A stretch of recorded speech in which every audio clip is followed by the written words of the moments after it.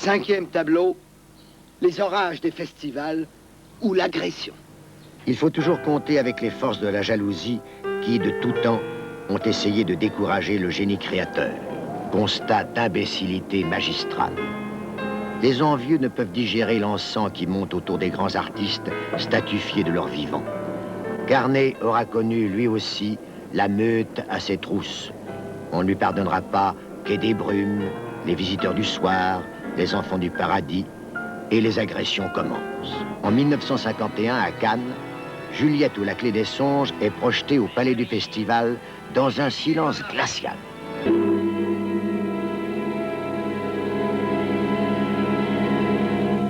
Et au fond, on s'aperçoit que l'art, ce qu'on appelle l'art, c'est aisé.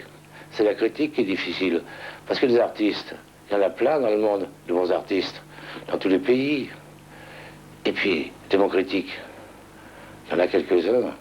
Ils sont oiseaux rares. Mais au fond, puisqu'il n'y a pas de bons critiques, c'est donc que c'est difficile d'être critique. « 1965, Venise la douce devient Venise la violente. Autre festival, autre agression. À la Mostra, Carnet représente la France avec 3 chambres à Manhattan. La cabale de Venise fut organisée lors de la projection de 3 chambres à Manhattan, réservée à la presse le matin à 10h. À peine la lumière s'est-elle éteinte dans la salle que les Lazzi fusent. Le soir, le film 3 chambres à Manhattan fut présenté à la Mostra de Venise devant le public, le vrai, celui qui ignore les intrigues pour ne s'intéresser qu'aux œuvres. Le film remporta un triomphe et l'on parlait déjà d'Annie Girardot pour le prix de l'interprétation féminine.